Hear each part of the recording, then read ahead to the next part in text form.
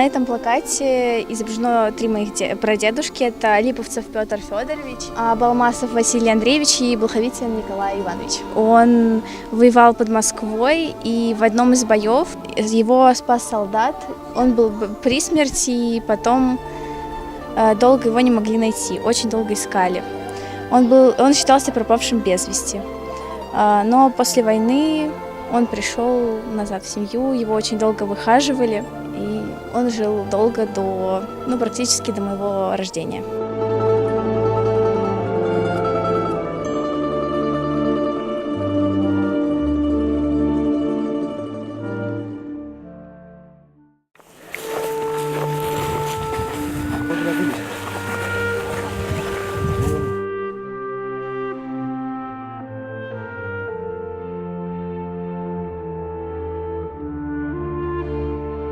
Находимся в селе Белково, который рядом с нашим лагерем, рядом с обелиском, героям, которые воевали, жителей села Белково во время Великой Отечественной войны.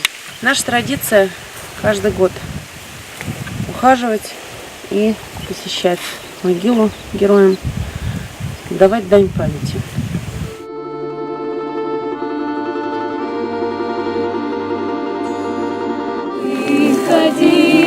Песню заводила.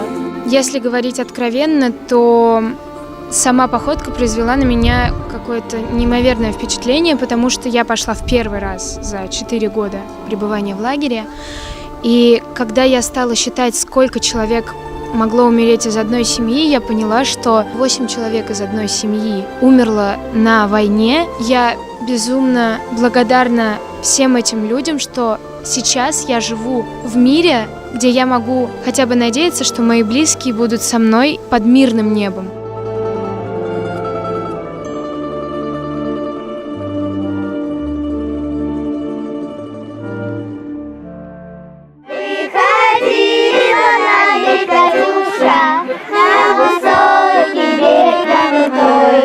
Тот день, когда можно прикоснуться немножко к чувству патриотизма, да, вспомнить тех людей, которые погибли за нашу Родину, да, и вспомнить их светлой память. Мне кажется порой, что солдаты с кровавых не пришедшие полей.